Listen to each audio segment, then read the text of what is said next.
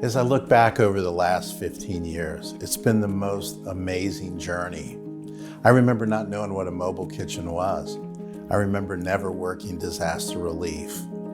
And then I remember Katrina hitting my hometown in New Orleans and watching the devastation on television, learning that my own grandmother had fallen during an evacuation and broken a hip, that my daughter had lost her home, and that all the restaurants and hotels I had worked at were underwater. And then I began to see the pictures on television.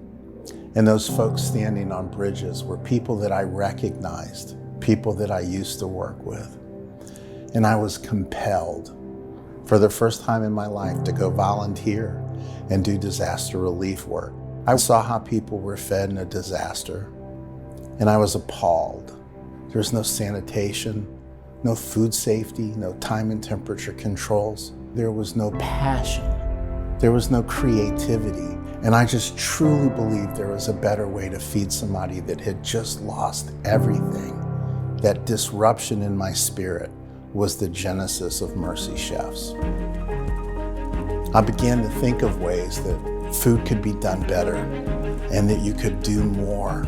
And I just couldn't concentrate on work. I just had an afternoon of quiet time in prayer, just begging, Lord, you've got to release me from this call.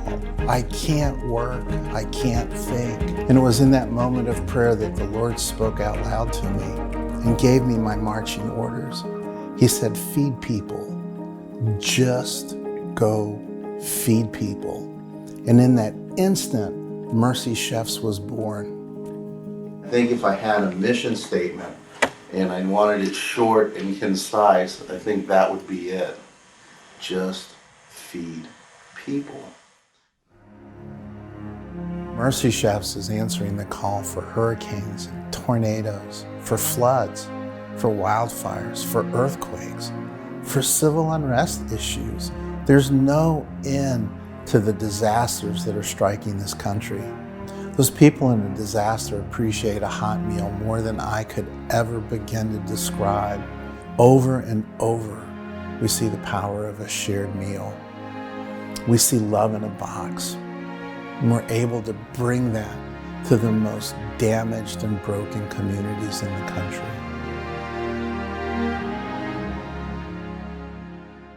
God didn't say feed people just in disaster. He said, go feed people. Go into our own community and begin to feed children. That was the birth of Mercy Chef's community kitchen model. What we could do out of a mobile kitchen, we could do 10 times as much out of a kitchen that was in a permanent location. And we've seen Mercy Chefs move into so many new areas with such an ability to make a transitional difference in the lives of people all around us, not just in disaster. You know, we heard statistics when we first got involved in community feeding that 1 in 7 children went to bed hungry at night here in the United States.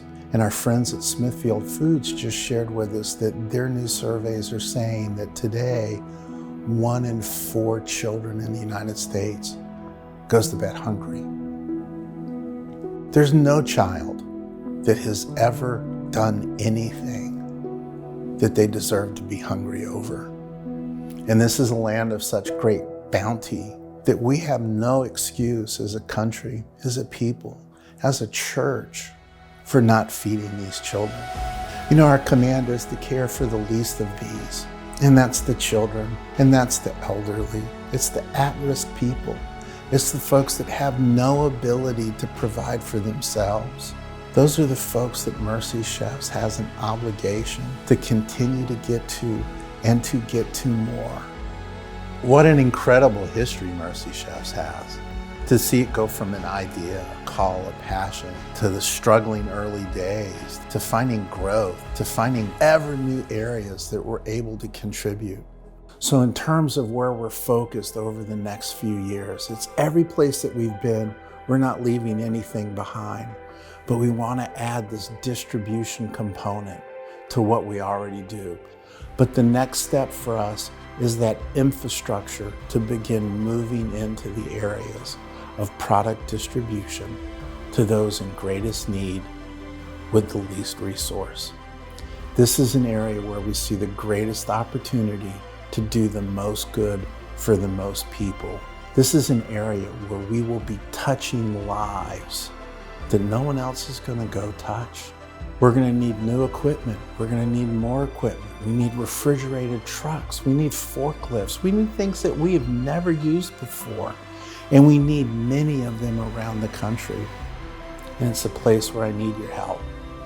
It's a place I can't go alone. It's a place that I need you to invest your treasure.